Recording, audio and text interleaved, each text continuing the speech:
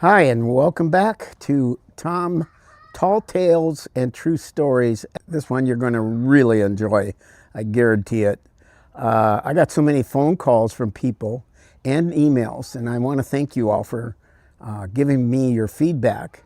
But I got so many that enjoyed the last episode, episode 9, which is called Swim, Daddy, Swim, that I thought I'd continue on with stories about that particular son of mine, Jay, who's my second son. The last time we talked about things that happened during his early childhood.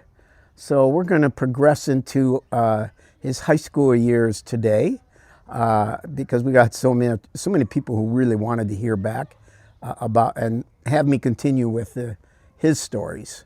And he has some really incredible things that happened to him throughout high school. So we're going to talk about those years. Um, you know, when we moved to Florida, he had never played soccer. But when we got here, it was too late to sign him up for the football team, and he was only 10 years old. So I found a soccer team was having a tryout. Turned out to be a traveling team, and I signed him up, and he ended up playing for the same team for quite a few years, and they got better and better until they became national champions. When they were in 10th grade, they became the U.S. national champions for 16 and under. And then they went to Europe and won an big international tournament in London.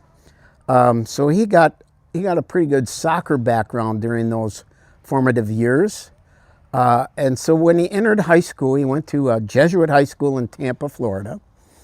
And because I was a football coach and, an avid football fan and loved football, he decided to give football a try. So he went out for football, and of course, one of the first few days, the coach asked if anybody had kicked before, and nobody had raised their hand. So he asked anybody if they had played soccer. And of course, Jay, the only one on the team that had played soccer, raised his hand. And so that particular coach said, well, you're the kicker. So that year, he started to learn to kick, and he did all of the extra points. I don't think they ever attempted a field goal that year, but he had quite a few extra points, and I think he made them all. So they were real pleased with him. Up until the very end of the season. Now we're getting into, I take that back. It was really early in the season because it was over Labor Day. And the soccer team that he was playing on, the one I mentioned, Temple Terrace Spirit, was in a big state championship game over the Labor Day weekend. And so Jay had a conflict. He had football practice on Monday, but that would be right during the finals of the tournament that he's going to be playing in with his soccer team. So he opted to stick with the team for that weekend and stayed there, and they played and won that tournament. That team kept getting better and better, the soccer team. But the ninth grade football coach was not very happy. And on Tuesday when he arrived at practice, he got dressed down pretty ruggedly by the head JV coach, and that left a very bitter memory for him. So he completed that season, but at the end of that season, he was still fuming about being dressed down in front of the team for missing that one practice. So he decided that was it. He finished the season, but he wasn't going to come back his sophomore year. So his sophomore year now, he's starting on the high school varsity team, and he played soccer that year for the high school team as well as the traveling team that he played for.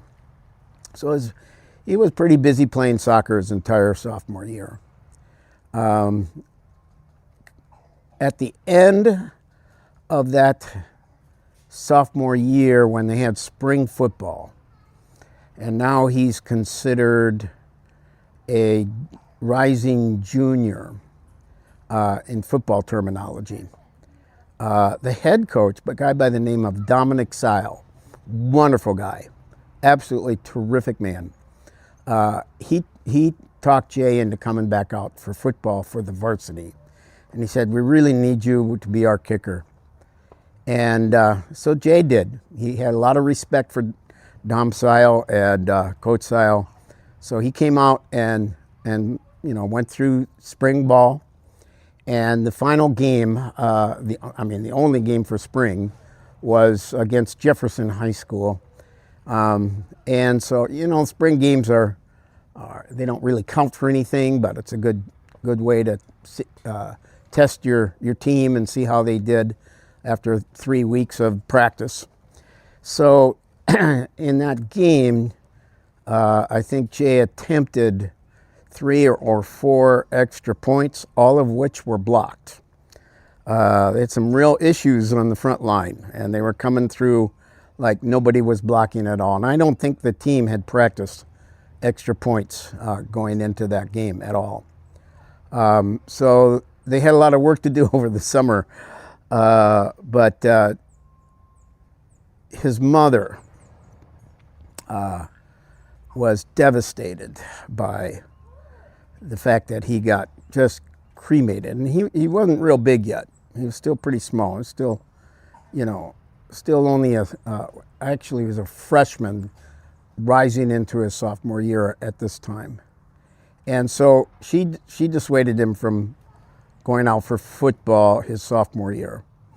I, on the other hand, waited till the end of his sophomore year, and with the help of Dominic Seil, we convinced Jay to give it a try. So he went out. Now, over the summer, prior to his junior year, I decided I am going to take Jay to the best camps in the country, and we're going to learn the different techniques for kicking that they're teaching at these camps. So we did, and I think the third and final camp was the Pelfrey camp, which was out in Nevada, Sparks, Nevada. And he went out there and they taught him their style of kicking, which was something they referred to, they called it the American wedge. So it was really a soccer style kick, which was Jay was using as basically a soccer kick. Same steps as a soccer style, but the way he struck the ball was quite different. And after about a week of doing that, Jay's legs and knees were fried, completely fried, so bad that he was unable to do any kicking for at least 6 weeks.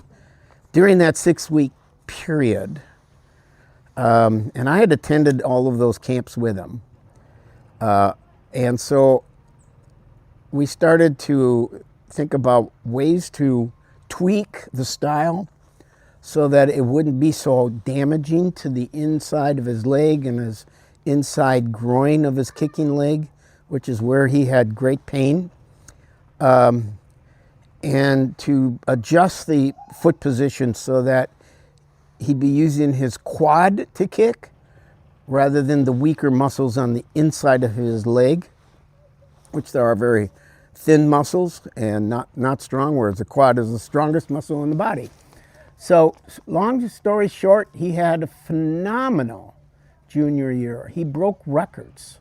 He broke the school record, which I think as far as I know, he still holds for a number of field goals in a season, which was 14. And he broke Hillsborough County records. So that put him on the charts. That put him, we're on the radar screen, so to speak. And that year, it came out that he was selected as the Blue Chip All-American, first team All-American for high school kickers. And so these things really helped him going into his senior year. Now, his senior year, I got to tell you about the final game of his junior year. This is an incredible story. And the team of Jesuit had made it to the state championship game. First time since 1960s. that they had made it that far. The game was held at the University of Florida in Gainesville, Florida, at Ben Griffith Stadium. And they were playing another team, a small town team, who was undefeated throughout the season. And I think Jesuit maybe had one loss going into that game, if I recall. And but this other team was favored because of their quarterback. I'm not going to mention the quarterback's name in this story because he was a high school kid at the time. And so I'm going to leave his name out of it. I'll just call him AJ, okay, which is not his name. But this AJ was a phenomenal quarterback. He kind of was in the mold of somebody who came a little bit later in football lore, which was Michael Vick. The kid could throw. He could throw it a mile, and he could run. And he could run where nobody could bring him down. He was fast and agile. He was really an incredible athlete. And so they were getting ready for that game, and the night before the championship game, somebody discovered, I don't know who it was, there's all kinds of rumors, but somebody discovered in looking through legal records that this quarterback, we'll call AJ, had a warrant out for his arrest that dated back about 8 months. And that warrant was for a robbery. And somehow, even though there was a warrant for his arrest, somehow the police of the county that he lived in couldn't find him. Throughout the entire football season, they didn't know where he was. They couldn't find him, so he never got arrested. But this person who discovered this called it in and pretty much forced the hand of the sheriff's department of that county. I'm leaving the names out on purpose. And pretty much forced their hand. They had to arrest him, which they did. And the next morning, the day of the state championship game, it was all over the news that he had been arrested. I mean, it was like what everybody was talking about. When I went to work at the high school I was working at the time, which was not at Jesuit, it was before that. That's all everybody talked about, was this kid being arrested the day of the state championship game, and he was their team. So as I'm driving after work to Gainesville to go see the game was in the evening. So I'm driving up I-75, and all along the road was signs on both sides of the road with big signs people had posted. And it was free AJ, free AJ. I mean, let him out of prison. So the question was, would he be released in time, to go to the game, and would he be allowed to play? He'd just been arrested. So no one knew. And the teams went out and warmed up, and there was no AJ there on the other side warming up.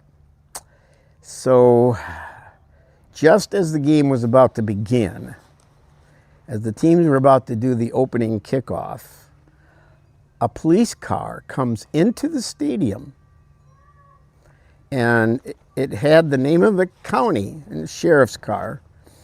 And they came and went onto the track and came around to the side of the field where AJ's team was, their sideline.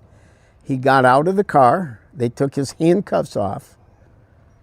And there was somebody there with his equipment, his jersey, all of his shoulder pads, helmet, everything, all ready to go. And he put his helmet on and ran out on the field, no warm-ups. And long story short, I believe the final score was their team 28 and Jesuit had 16. Now, it was also an exciting game from my point of view because the two kickers for both teams were the two top kickers in the state of Florida, one of them being Jay. Both of them went on to play college football. Apparently, what had happened is the superintendent of schools and the principal and the athletic director of the high school that AJ attended had gone before the judge and pleaded with him to let him be released from jail so he could go play in the football game, and then promised he would be immediately returned to jail. And the judge, he was also from that same county, granted their request, and that's why AJ was able to play in the state championship game and win the game. So I thought that was quite an interesting. I've never seen that happen before in all the years I coached football. I've never seen anything quite like that. So as we said, Jay's senior year began after having a phenomenal junior year and being named All-American. Come Christmas of his senior year, after his season had ended, his football season, I get a phone call, and it's on the day of a big bowl game, which was held in Tampa at the Bucks Stadium. And the bowl game, the University of Michigan was playing in the game. Can't remember at the moment who the other team was. But the University of Michigan was playing. And I get this call from one of the coaches who asked to speak to Jay. And I said, well, Coach, he said, we'd like to have him come to the game today and come with you, and we would like to meet you and Jay so we can talk about his future with the University of Michigan. I said, I'm sorry, Jay is down in Miami playing in a soccer tournament with his high school team, which he was. And they understood that, but it was like a lost opportunity.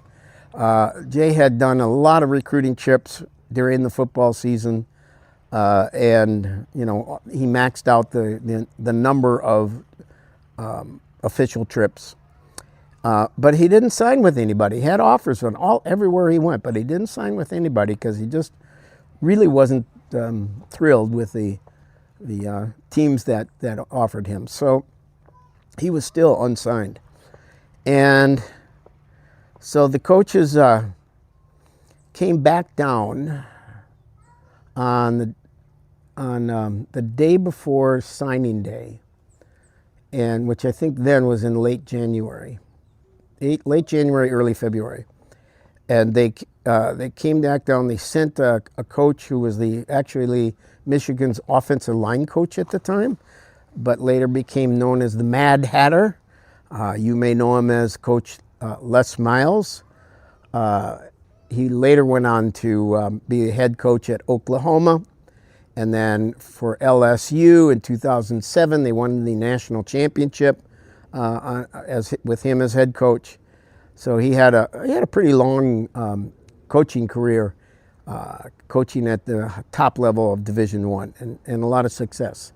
But anyway, so he was the one that flew down to meet with Jay, and the day before signing, we met with him.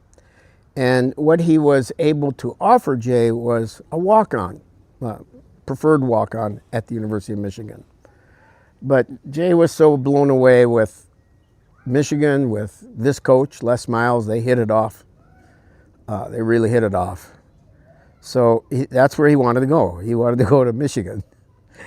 And I'm thinking to myself, oh God, I wonder what the tuition is, because when you're a walk-on, you're paying your own fare. You're not getting a scholarship.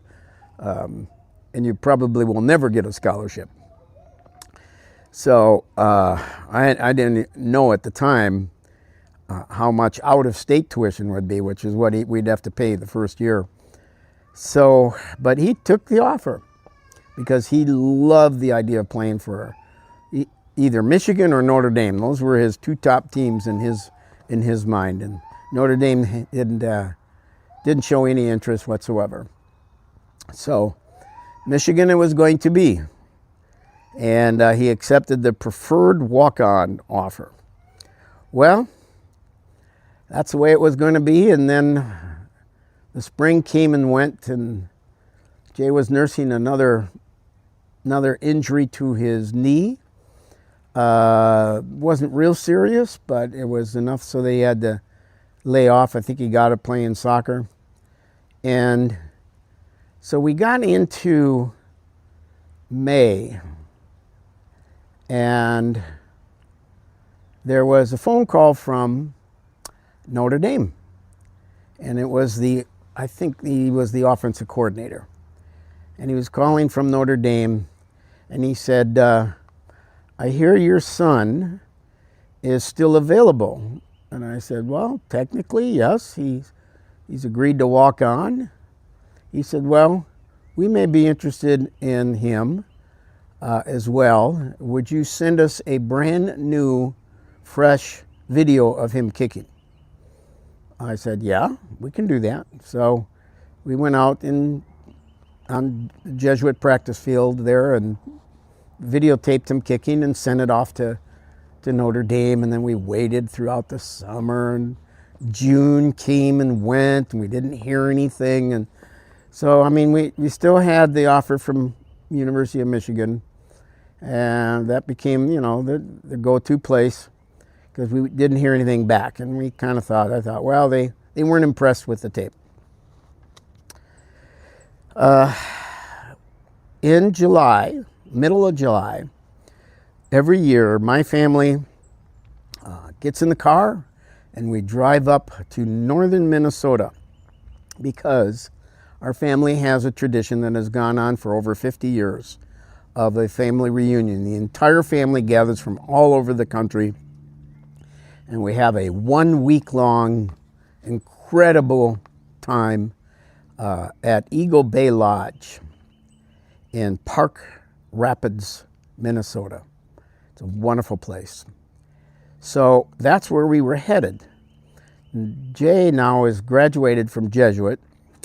It's the summer, and we know he's going to probably be going to Michigan to walk on and hopefully impress somebody. And so we get in the car, I drive to Atlanta, and then Jay takes over driving. And he's listening to his music. He's got his, music on and listening to his music. And in the passenger seat, I fall asleep.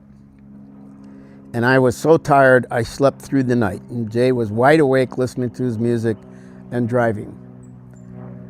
When I woke up,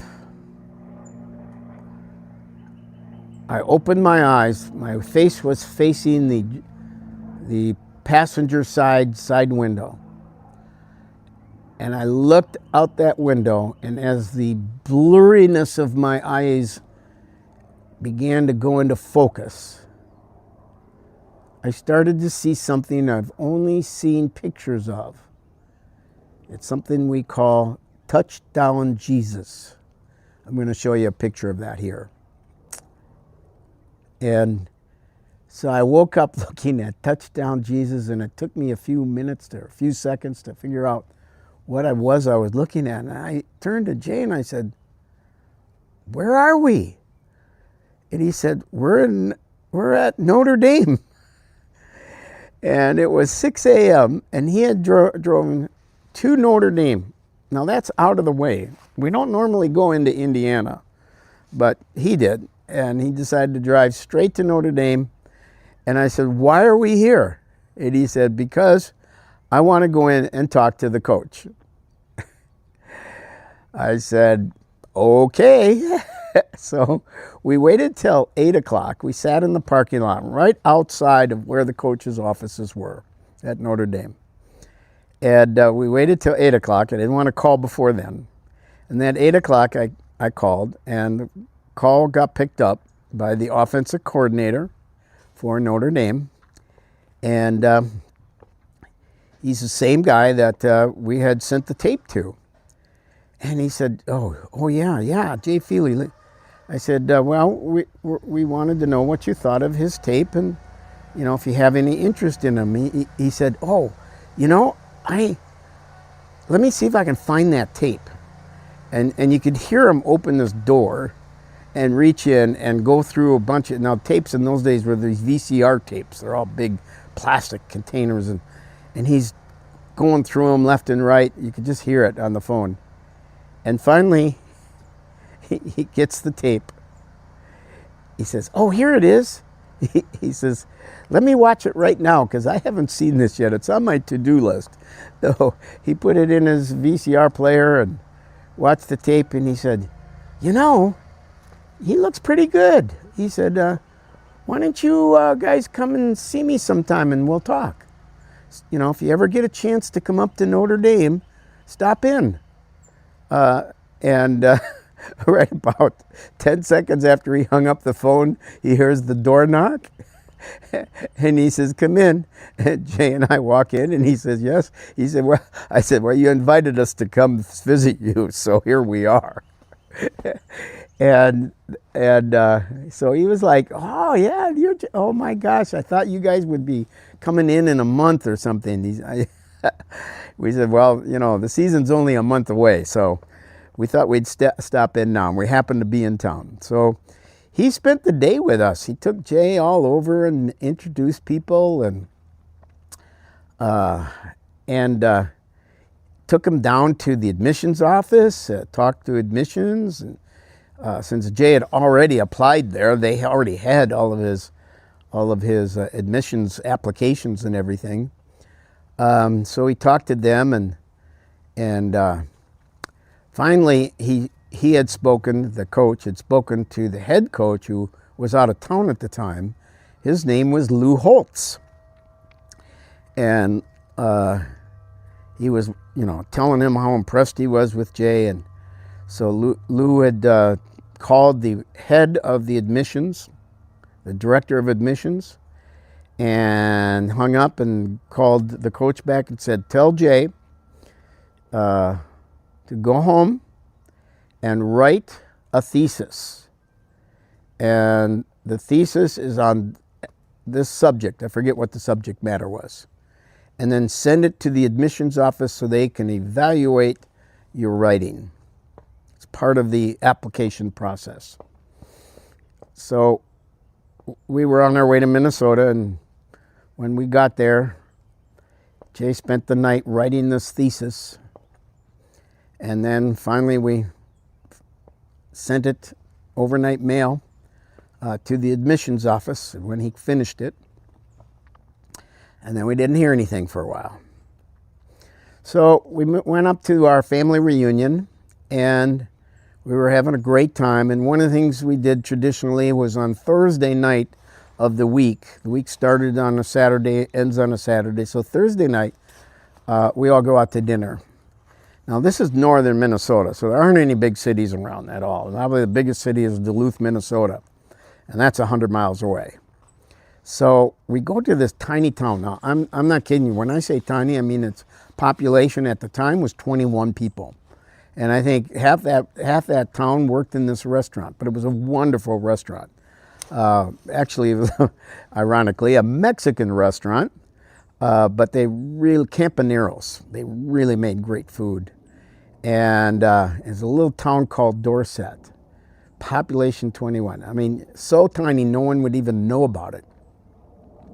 We're having dinner, and the waitress comes over and she says, excuse me, is anybody here named Tom Feely? And we all started laughing because in actuality, there are three of us there. My father, who's Coach Tom Feely from St. Thomas College, and probably at that time the most famous of us by far. He was a basketball and baseball coach and athletic director for 40 years at St. Thomas and St. Paul. So he's Tom Feely. I'm Tom Feely Jr. And everybody up there called me TJ, Tom Jr. And then Jay, as you already know, his real name is Thomas James Feely. You know that if you listen to the last episode. So Jay is also Thomas. So we all cracked up. So then I said, well, who's calling? Who would be calling us here? I thought maybe somebody from the resort was calling us because something was wrong. And they said, the man said his name was Lou Holtz from Notre Dame. And she said, but I think it's a prank. And I jumped up and I said, I'll take the call. And I ran over to the phone that she had. I have no idea how he found us. To this day, I have no idea how he found us, but he did. And he says to me, we are going to offer your son a full scholarship, but just for 1 year. Now, if he does really well in his freshman year, and then he started to dictate to me what he meant by really well, what statistics he would have to accomplish as a kicker. And I'm writing them down. And he said, if he does do that, then we'll extend it to a 4-year scholarship. Now, being a football coach, guidance counselor, I knew all the rules. And I knew that wasn't really legitimate. That's not really the way the NCAA rules are written at the time. But I wasn't in a position to argue. So talked it over with Jay, and we accepted his offer. It's going to a full ride, 1-year offer to play football as a starter for the University of Notre Dame. Now, what could be better than that, right? Maybe a 4-year scholarship. So we went back to the resort and talked it over. And I said, Jay, you need to call Gary Moeller, who's the head coach at the time of University of Michigan, and let him know your decision. Well, he didn't want to do that. And, you know, he was 18 years old. Yeah, he was 18 years old at the time, and he was nervous as all get out. But I figured, you know, you got to be a man. You're going to go to college. You're going to be living on your own. You're going to be making your own choices and decisions. This is a good time for you to start, you know, stepping up and you know, do the hard thing. And so this was extremely hard for him to call Gary Moeller. But he placed the call. Now, at the time, we only had at the resort, we only had a payphone, so he had to put in the quarters and dial the numbers, and then he got through to the secretary, and she said, "Well, Coach Moeller is in a meeting with all the coaches right now, but let me see if he wants to take the call or have you call him back." And then she came back to the phone and she said, "Oh, he asked me to patch the phone call into the meeting." And so she did, and Coach Moeller said, first thing he said was, "Jay, I understand that Lou Holtz is up the ante on you." He already knew about it that morning. So Jay said, yes, you know, he's given me a full ride scholarship for a year. And Moeller said, well, you know, let me see what I can do and if we can improve on that. So whatever you do, don't make a commitment until you hear back from us. And so we said, okay. And the week ended. Saturday came. We all had to leave Eagle Bay Lodge. Everybody was going home. And so we went back to my parents' house in St. Paul. And about, 4 or 5 blocks from my parents' house is a wonderful little golf course in Highland Park. And we were killing time one day. I think it was the next day, Sunday.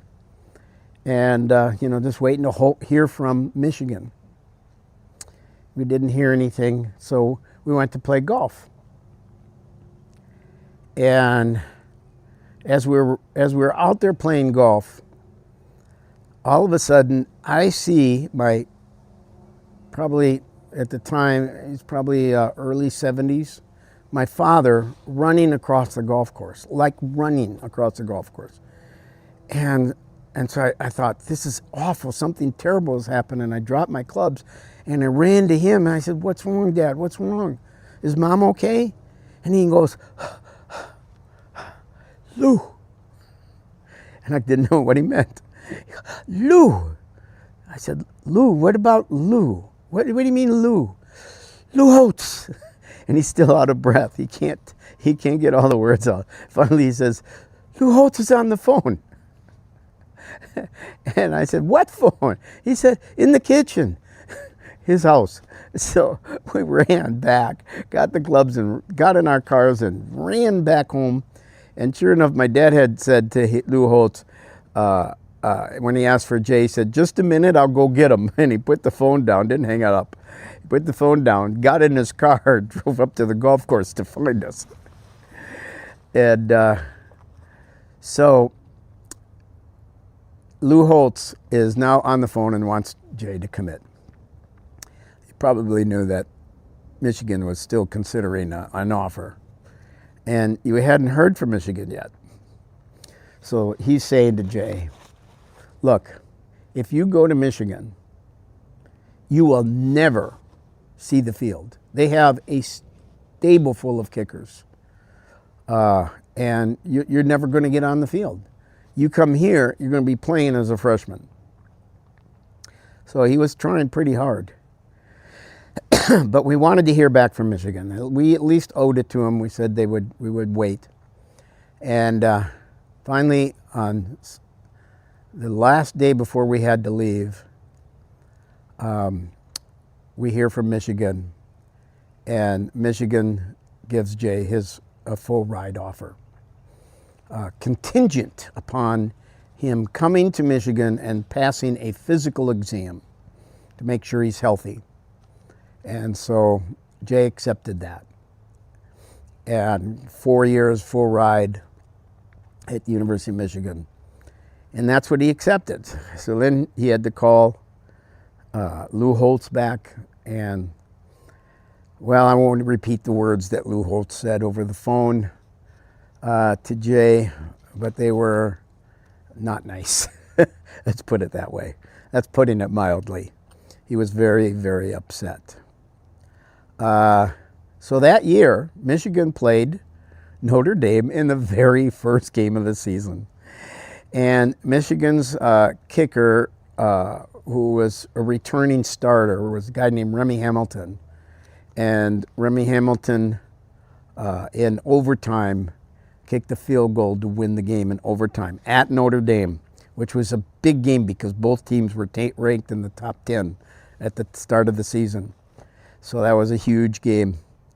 And Jay had hurt his quad on the first day of practice, and so he pretty much spent his freshman year, he got redshirted, he spent his freshman year sitting in a hot tub and sitting in an ice tub and, trying to get to his leg healed up. So it was a long, very long year for Jay. And actually, at one point, he calls me up during that year, after the season's over, before spring ball, and he calls me up and he says, "Dad, can you get me a scholarship somewhere else in Florida?" I'm like, "Florida State, University of Florida." And I said, "Well, Jay, let me tell you what I want. I would like you to go through spring football.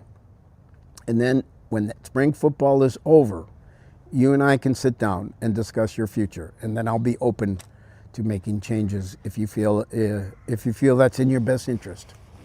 Because he was certain he was never going to see the field, just like Lou Holtz said. However, that's not the way history went, and he had a great spring and won himself a starting job as the kickoff guy, while Remy Hamilton was still the field goal person. He had another year or two of eligibility. Remy went on to be an All-American. And so Jay had to wait for Remy to graduate before he got his shot as being the field goal kicker, which he eventually did later on in his career. So I'm going to stop here, and I have many more stories to tell you about Jay's football career, both in college and in his 14-year NFL career. So I'll be happy to do that if you're interested. I appreciate you listening today. And by the way, I have something really exciting to tell you. For me, I am just thrilled about this because it's been 2 years in the making. And this is a great announcement for those of you who are fans of my series, book series that I've written and published called The Crowning. And so my announcement is that I have finally, as of yesterday, completed, finished, applied for the copyright, and published The Crowning, Part 3, which is called Relentless Resistance. So the title of the book is The Crowning, Relentless Resistance. And it's actually already available in hard copy and an ebook. And that goes pretty quick. So I don't have a hard copy yet to send to anybody because it's going to take a while for them to print some copies and then mail them to me.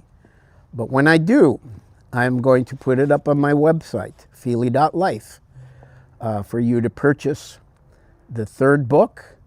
And what I'm going to do is I'm going to create a bundle where, for those of you who haven't read the first 2 books yet, where you can buy the third book and get book 1 and book 2 for free. So you're going to get the entire series, all 3 books, for the cost of 1 book.